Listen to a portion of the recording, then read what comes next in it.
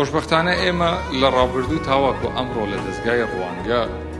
لە ڕوانینی بەڕێز ئیدریس نەچیڤان بارزانی سەرۆکی دەستگاکەمان لە چوارچێوەی سێ سێکتەرا کاری جدیمان بۆ ڕوبەڕووبوونەوەی ئەم بابەتە کردووە لە هەر یەکە لە سێکتەرەکانی تەندروستی،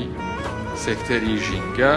توێژینەوە و ئەم ڕۆژ لەم ڕۆژە جیهانیایە جێی خۆیەتی بەڵێنی ئەوە دووپات بکەینەوە کە ئێمە لە دەستگای ڕوانگە وەکو هەمیشە پاڵپشت و پشتیوانە بین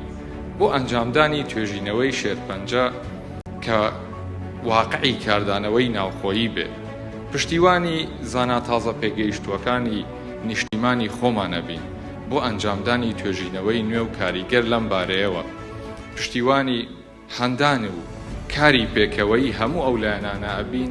کە ئایانەوەی خزمەت بەم دۆخە بۆ هەموو نەخۆشیێک ڕۆژی جیهانی دانەندراوە، بەڵام بۆ شێرپەنجە زۆر بە گرنگیەوە سیر دەکرێت. سوپاسێکی تایبەتیش بۆ ڕێکخراوی ڕوانگە و هەروەها پاڵپشتیەکانیان بەردەوام بۆ سێکتەری تەندروستی کە ئەمڕۆ هاوبەشێکی سەرەکیمانن لەو سیمپۆزیەمە. هیوادارین هەموو لایەکمان بەردەوام بین بۆ بەرەنگاربوونەوەی شێرپەنجە و هەموو لایەک بە سەلامەتی و هەرێمی کوردستان خاڵی بێ لە شێرپەنجە. زۆر سوپاس.